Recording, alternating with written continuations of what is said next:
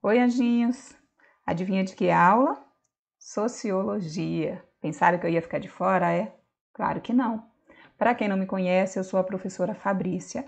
Hoje a gente vai estar trabalhando um pouquinho sobre evolucionismo, etnocentrismo e relativismo cultural. Tá? Esta é uma aula voltada mais para os alunos do terceiro ano, de acordo com o conteúdo programático. Mas isso não impede que os demais alunos possam estar assistindo também. Conhecimento nunca é demais. Tá? Para a gente falar desses termos, desses conceitos, a gente vai voltar um pouquinho para entender como eles surgiram, como eles se formaram. Então, nesse primeiro slide, olha só, nós temos aqui um texto que diz: o avanço colonialista europeu sobre as Américas, grande parte da África, Ásia e Oceania, empreendido a partir do século XVI, não resultou apenas em dominações. Esses encontros geraram relatos de viagem, narrativas descritivas, investigações e todo tipo de documentos históricos sobre populações até então desconhecidas pelos dominadores.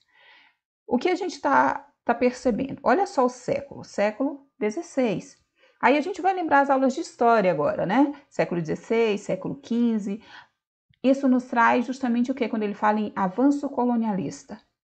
Faz com que a gente relembre as grandes navegações, né? Que foi aquele processo de exploração do oceano, né? De conhecer o que estava além do que os europeus já conheciam. E nisso eles chegam a terras desconhecidas, a populações desconhecidas. Então era tudo muito novo. E os tipos de relatos que aconteciam eram relatos baseados naquilo que eles viam superficialmente, sem conhecer a fundo aquelas populações, aquelas sociedades. Então, por exemplo, as cartas que foram escritas quando chegaram ao Brasil, né? Como é que eles escreviam a população? Então era tudo muito mesmo baseado no achismo. No segundo ponto aqui diz: essas informações foram produzidas desde o começo das explorações europeias, mas só no século XIX, com o avanço do imperialismo europeu, foram sistematizadas por meio de estudos científicos. Aí a gente já deu um pulo, né? Século XVI para século XIX. E século XIX, de novo, a gente vai puxar a história. Século XVIII, século XIX, a gente está ali tendo as revoluções, né? A Revolução Industrial, a Revolução Francesa, não esquecendo o próprio iluminismo, que trouxe para a gente uma nova visão de mundo, fez com que as pessoas passassem a ver o mundo de forma diferente, um pouco além do que se existia, que era uma visão muito voltada para o conhecimento religioso e o conhecimento do senso comum. A gente tem agora a ciência surgindo, né, fazendo com que as pessoas passassem a analisar, a questionar, a tentar entender de forma mais objetiva e mais precisa como as coisas funcionavam. Obviamente, nós temos também aí o surgimento da antropologia, que é uma das ciências que fazem parte das ciências sociais. E, obviamente, dentro da antropologia, um dos conceitos, e o primeiro conceito a ser trabalhado será o evolucionismo.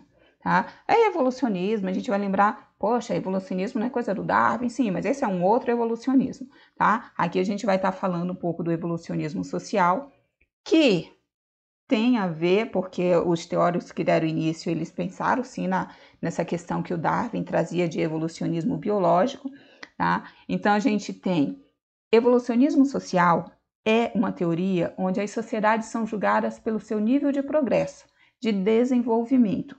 Ou seja, os teóricos que pensavam a sociedade como uma questão evolucionista, eles viam que todas as sociedades elas passavam por um processo. Elas saíam de um estágio inferior, passavam por todo um processo de transformação até atingir um nível mais elevado, ou o nível chamado de civilização. Um dos principais teóricos a trabalhar esse termo foi Lewis Morgan. Lewis Morgan dividiu a sociedade, ele dizia que a sociedade ela era dividida em 3 estados. Né? Primeiro, o estado selvagem. E aí, qual é esse estado selvagem? É um período em que predomina a apropriação de produtos da natureza, produtos prontos para ser utilizados, ou seja, o período em que a gente fazia uso apenas do que a natureza oferecia. O segundo estado é o estado da barbárie, o período em que aparecem a criação de gado e a agricultura. e se aprende a incrementar a produção da natureza por meio do trabalho humano.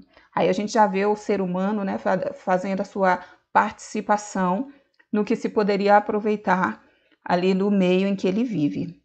E por fim, o terceiro estado, que é um período em que o homem ele continua aprendendo a elaborar os produtos naturais, mas de uma forma um pouquinho mais intensa. Aí a gente já pode até pensar nessa questão da industrialização, né? Obviamente, Lewis Morgan não foi o único, tá? A gente vai estar falando do Lewis Morgan, mas nós temos outros teóricos. Temos o Edward Taylor, o James Fraser. Não falamos do Spencer, mas o Herbert Spencer ele também está nessa, tá bom? E aí a gente vai ter o seguinte, evolucionismo. Aí eu vou fazer aqui um esqueminha para ver se a gente consegue entender um pouco melhor.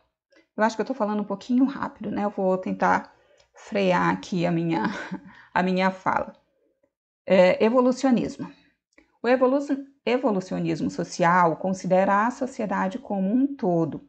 Como assim, professora? Como o evolucionismo considera a sociedade como um todo? O que é a sociedade? O que temos na sociedade?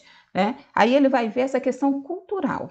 Lembra que a gente falou agora há pouco que ele percebe a sociedade, os teóricos evolucionistas, eles imaginam a sociedade passando por um processo evolutivo até alcançar a civilização?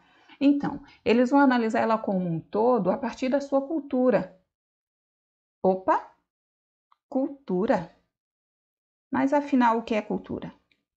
Cultura pode ter um significado para mim, um significado para você, um significado para o meu vizinho.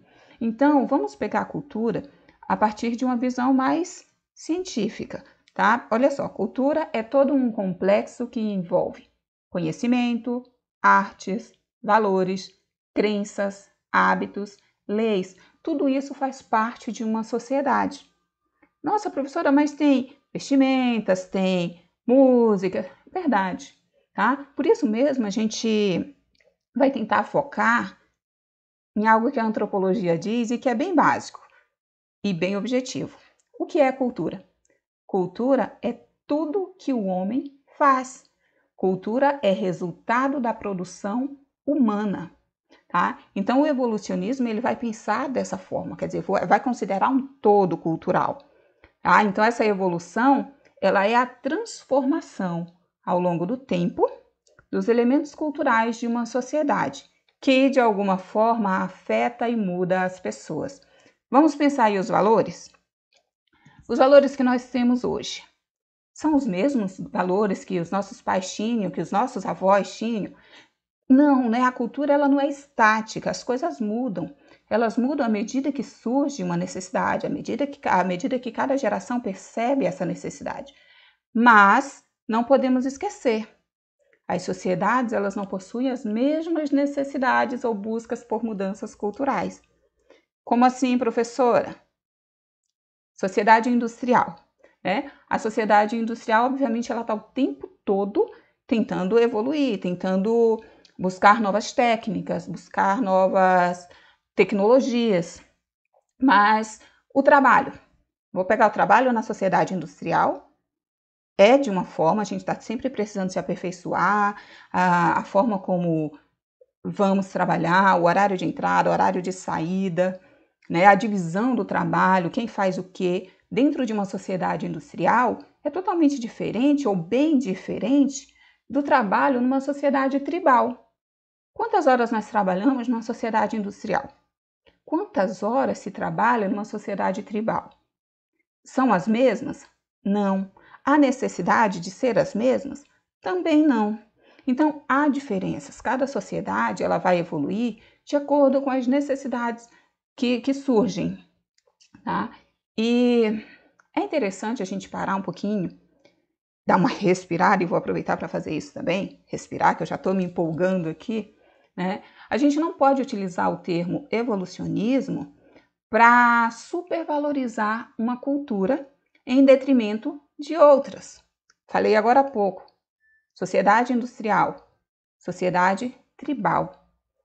Poxa, como assim supervalorizar uma cultura? Quantas vezes a gente supervaloriza determinada sociedade devido à tecnologia que ela possui, sem levar em consideração a importância desses utensílios, desses objetos dentro de uma outra sociedade. Cada sociedade ela tem a sua própria característica, a sua própria necessidade. Tá? Então a gente tem que analisar. E aí quando você pensa o evolucionismo, partindo dessa questão de avaliar a cultura, a gente tem que tomar cuidado, né? Isso aconteceu há séculos e aos poucos foi se modificando. Visão europeia. Eu coloquei aqui só essa frasezinha, né? A visão europeia. Sabe por quê? Lembra quando os europeus chegaram, por exemplo, ao Brasil? Vocês vão dizer, claro que não, né, professora? A gente nem vivia, nem existia, mas vocês estudaram. Então, quando a gente estuda a chegada dos europeus no nosso país, a descrição que é feita da população é uma descrição que deixa a gente até um pouco chateado, né? Como eles nos caracterizavam? Eram povos sem cultura ou atrasados que precisavam da colaboração e bondade do Ocidente civilizado e desenvolvido. Nós éramos povos sem cultura, nós éramos povos que não tinham uma religião, que precisavam ser catequizados. Que visão é essa? A visão que os europeus tinham. A gente falou no início da aula sobre visões superficiais. Não se conhecia o outro, era tudo muito desconhecido, né? E precisava mudar isso aí. O que acontece a partir do século XIX, quando a antropologia surge também como ciência e começa a fazer uma análise melhor das coisas. Tá? E aí o termo evolucionismo vai trazer para a gente a percepção de tantos outros termos, né? E principalmente agora, nesta aula, a gente vai estar trabalhando o conceito etnocentrismo e relativismo cultural. E aí justamente essa visão europeia vai servir um pouco para nos basear sobre o que é o etnocentrismo, que é o segundo tópico a ser trabalhado agora. Vamos lá. O etnocentrismo é o fenômeno embasado na crença de que uma cultura é o centro do universo e por isso pode dominar as outras culturas. Viu? Do slide anterior, a visão europeia não foi uma visão etnocêntrica? Se sentiam superior, achavam que a outra cultura era inferior e que por isso poderiam estar dominando. Olha essa imagem, a chegada, né, dos navegantes. E aí os nativos, chamados de indígenas por eles, os nativos ali tudo espantado, né, olhando quem são, que povo é esse? E do lado de lá já toda uma análise sendo feita também. E aqui uma outra imagem que mostra para a gente essa questão da superioridade, de se achar superior e, por isso, transformar o outro em povos, em pessoas que vão servir. Continuando a nossa fala sobre o etnocentrismo, nós temos aqui a visão etnocêntrica de mundo não permite ao observador de uma cultura reconhecer a alteridade e faz com que ele estabeleça sua própria cultura como ponto de partida e referência para quantificar e qualificar as outras culturas. Disso se resulta, grosso modo, que o observador etnocêntrico vê-se como superior aos demais, em aspectos culturais, religiosos e étnico-raciais. Tá? E aí, quando a gente fala em alteridade, é justamente por isso que está destacado, tá? A alteridade é justamente a gente reconhecer a existência do outro, a existência de outras culturas, que existem pessoas, que existem culturas diferentes, que existem pessoas que pensam, agem e veem as coisas de modo diferente da gente. E nem por isso estão erradas. E nem por isso são inferiores. Tá? Para justificar a exploração das riquezas daqueles lugares e a política de segregação racial, os europeus tiveram que buscar uma justificativa científica, pois no século XIX a ciência já estava amplamente divulgada e a religião já não era mais suficiente para justificar qualquer tipo de ação autoritária. E aí você pega aqui justificativa científica, um termo a ser trabalhado pela ciência, pela antropologia, aí a gente pega o conceito de evolucionismo que a gente viu no início da nossa aula. Quais os perigos da atitude etnocêntrica? Será que tem perigo? Claro, né? Olha só, a negação da diversidade cultural humana como se uma só cor fosse preferível ao arco-íris, e sobretudo os crimes, massacres e extermínios que a conjugação dessa atitude ilegítima com ambições econômicas provocou ao longo da história. Poxa, massacres, extermínios, atitudes ilegítimas. A negação da diversidade faz com que a gente perceba no mundo, ainda hoje, né, essa intolerância. A gente não entender que o outro existe, né? Negar a diversidade cultural humana é não permitir que o outro possa se mostrar, que o outro possa existir. Não só se mostrar, principalmente que o outro possa existir da forma como a sua sociedade pensa, vive, vê as coisas.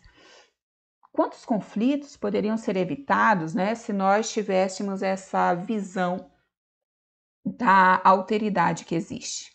Muitos. Eu coloquei aqui algumas imagens que nos mostram como algumas atitudes do nosso cotidiano, elas são atitudes baseadas no etnocentrismo.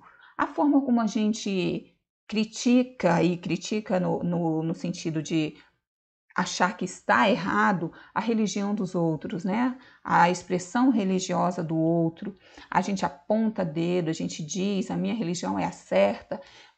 Enfim, essa é uma das atitudes etnocêntricas que nós temos no nosso dia a dia, tá? E a gente não pode levar isso para o resto da nossa vida. Temos que repensar alguns conceitos, tá? E pensando relativismo cultural, a gente vai ter uma pessoinha aqui que é muito importante, que é o Franz Boas. O Boas, ele foi um dos principais teóricos, ou na verdade o principal teórico, para trabalhar essa questão do relativismo cultural. Por quê? Boas foi o primeiro a utilizar a palavra cultura em seu sentido moderno. Desculpa.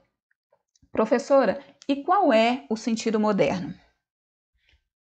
Nós temos cultura ou nós temos culturas no nosso mundo? Boas foi o primeiro a perceber justamente esse Szinho aí no final. Culturas. A partir do momento que a gente entendeu que existiam culturas, a gente conseguiu relativizar as coisas. Olha só, o relativismo cultural é um processo de observar o conhecimento de sistemas culturais, sem uma visão etnocêntrica em relação à sociedade do pesquisado, ou seja, realizar a observação usando o meio ou parâmetro preconcebido pela cultura ocidental e, assim, realizar um estudo ou observação do sistema cultural em questão sem nenhum preconceito.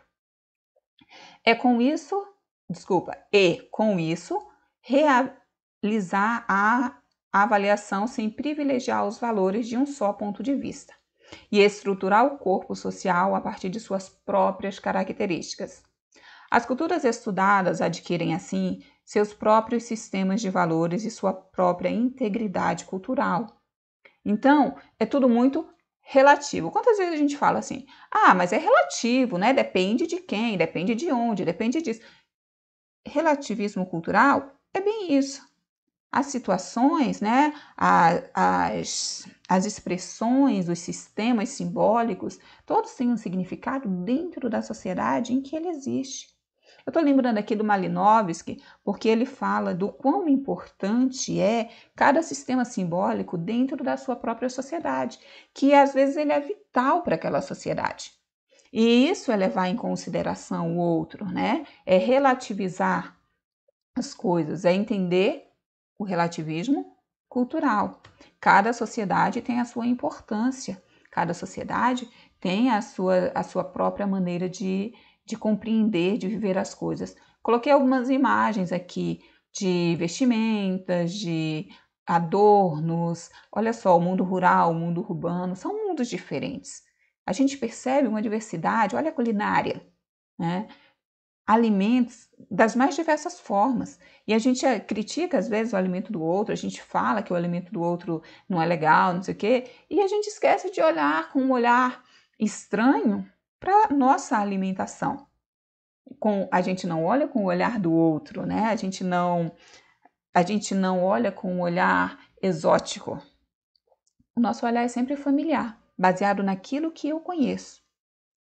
E aí eu avalio o outro. As expressões religiosas, como nós já dissemos, tá? Então, tudo isso a gente tem que estar pensando enquanto relativismo cultural. Então, os temas, os tópicos abordados hoje, a gente falou um pouquinho sobre evolucionismo, etnocentrismo e relativismo cultural, justamente porque eles estão muito ligados, é intrínseco os três, né?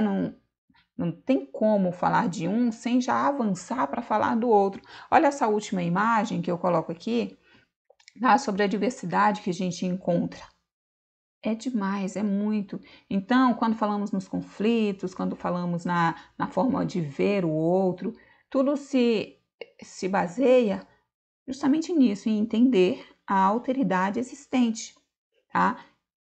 Avaliem, assistam de novo, pesquisem e a gente faz as nossas discussões em uma próxima aula. Espero que a próxima aula ela já seja com uma participação mais interativa de vocês. Ainda não vai ser presencial, com certeza, mas a gente já vai estar se comunicando de uma forma um pouco mais direta, tá? Eu espero que todos estejam bem e a gente se vê logo. Se cuidem.